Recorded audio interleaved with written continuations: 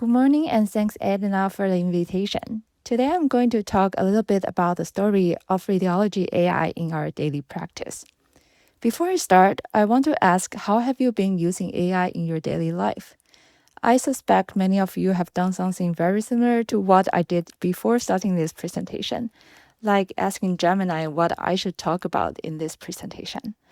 Or if you are more evidence-based, you might ask open evidence, like what radiology AI applications have been published in AJN or JAMA. But the results are often either too academic or very irrelevant to what we are actually doing in the reading rooms. So what are we actually using AI in radiology for? Now picture this. It's 7:30 in the morning. A radiologist walks into the reading room, sets down a cup of coffee, and opens up the work list. And on the screen, there are 200 unread studies. The radiologist opens the first study, he looks at the indication, and he says, C note. There's not even a one-liner indication like abdominal pain or anything like that.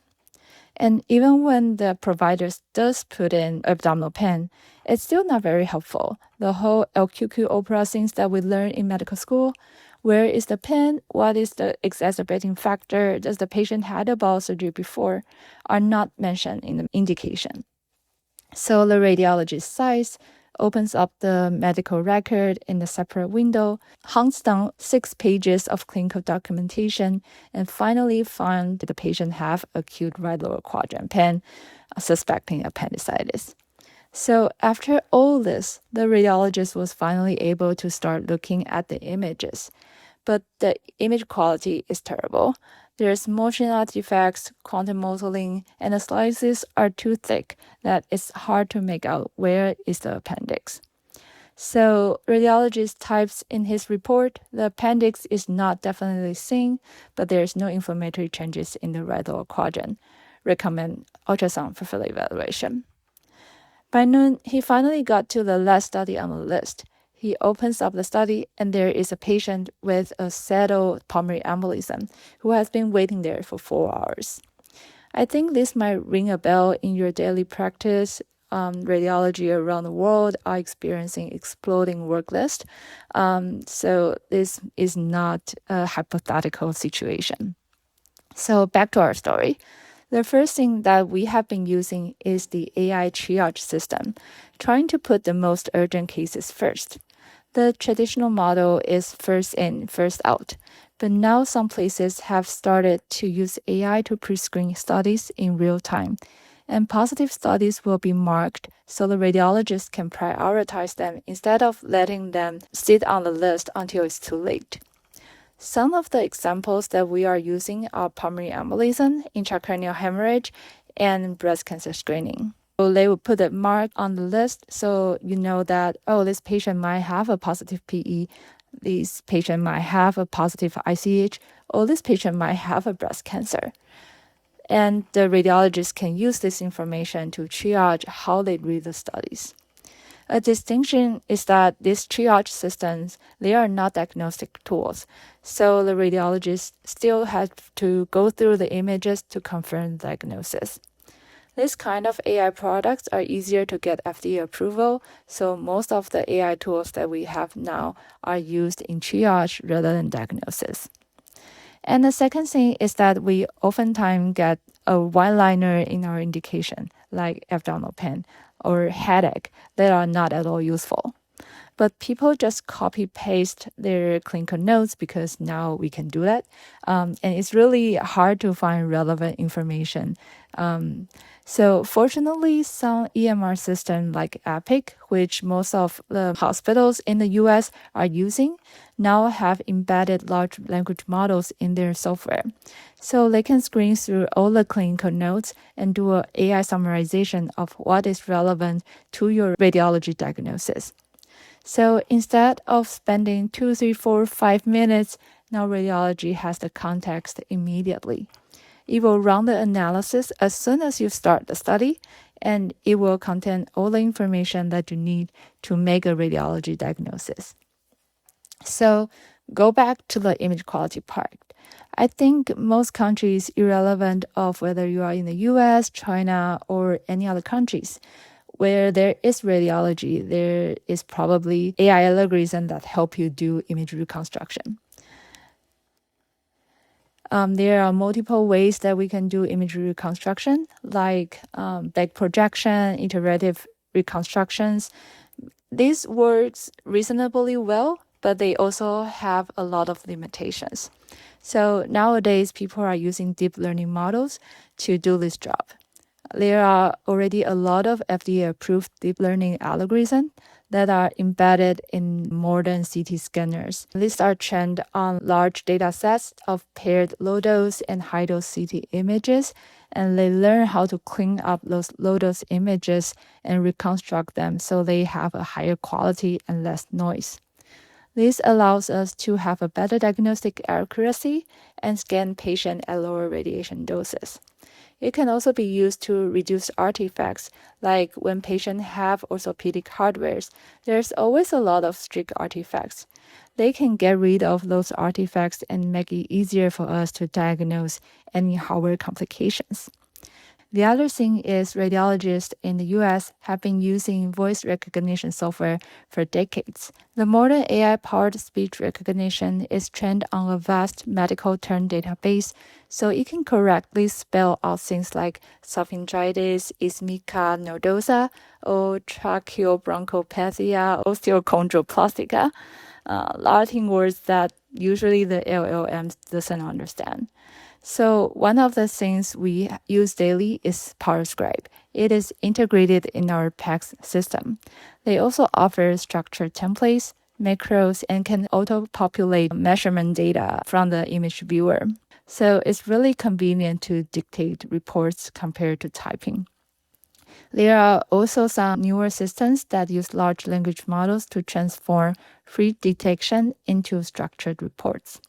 So now you don't have to go to chest and then dictate what's in the chest and go to GI to dictate, oh, there's no bowel obstruction. You can just free dictate everything and they will reconstruct your free dictation into a structured report. There are also separate AI softwares that can draft impression based on your findings. It will go through the findings and draft the impression based on your personal style, so you don't have to spend extra time doing the impression. So the result is that reports are more complete, more consistent, and can be produced faster. So yeah, you can see me happily dictating a barium solo study in this photo when I was on call, which is sad.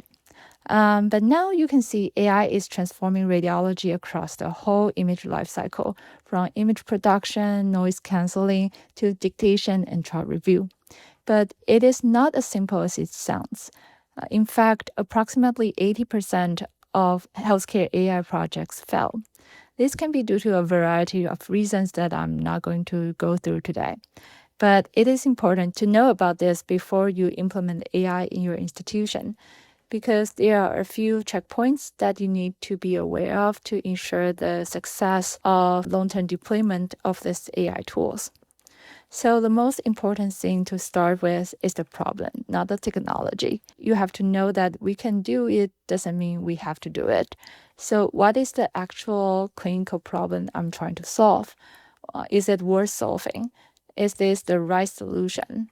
Only when you ask yourself about all these questions, then you can start evaluating the technologies. And after you identify a problem and an AI solution, make sure to perform local validation. It is very important to validate the result of those AI tools. Do not rely on vendors' published performance metrics. Run the algorithms on your own patient data with your own scanner protocols in your own patient population. It is especially true for hospitals outside of US or EU, where most of these algorithms are developed, because there is an overwhelming amount of evidence showing that variation in patient demographic can significantly reduce AI performance. After you have identified the ideal tool, just start small. Train key users and set expectation to go live in shadow mode first. That means running the AI in parallel with the existing workflow and generate output that do not yet affect clinical decisions. This allows you to get real-world performance data and gather user feedback for workflow optimization. Only when you are confident in both performance and workflow integration do you go fully live. And after go live, never stop monitoring because data drift and performance drift is almost inevitable. Data drift means that there may be changes in your patient populations, and performance drift means that the result of the AI may start to deteriorate as time goes by. And remember to maintain a convenient way for users to give feedback and offers education. These are all very important as these tools continue to evolve. And finally, assess the real-world return on investment because it's very important to make the right diagnosis in a faster speed. But from the hospital's standpoint, it all comes to if you can generate more revenue to make it sustainable. Also, keep tracking the market to ensure that these tools are the best solution that you can get to make sure that the AI algorithms are both financially and medically justified. So now I have talked about the status quo of radiology AI in the US, but where does this go from here? I would like to share some of my thoughts on what the next decades may look like. Right now, most deployed AI in radiology is what we call the point solutions. One algorithm that detects pulmonary embolism, another one that detects intracranial hemorrhage, and maybe another one that detects fractures. These tools are valuable, but they are siloed. It's really difficult to put all the results together because they don't talk to each other. A lot of time, patients have PE and ICH that preclude patients from getting an anticoagulant. But because these two algorithms don't talk to each other, they cannot give the recommendations that anticoagulation might be contraindicated. Radiologists still have to take in all the results and synthesize their report. I believe at this point, all of you have heard about agentic AI. Agentic AI system can be a unified platform for all AI algorithms across the image pipeline. It can route studies to the right algorithm. Like if a patient gets a CT chest, it can get routed to the PE detector.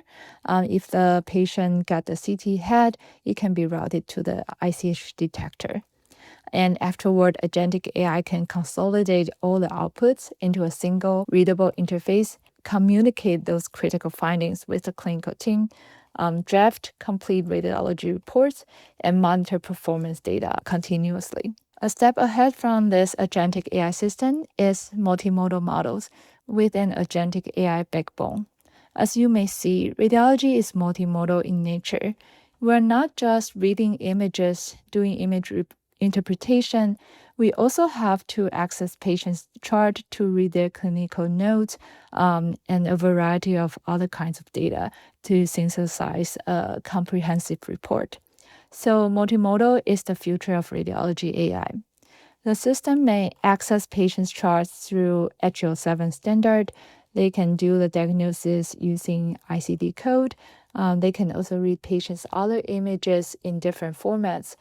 In radiology, we have image stored in DICOM format, but in other departments like pathology, ophthalmology, dermatology, they may store their images in JPEG format.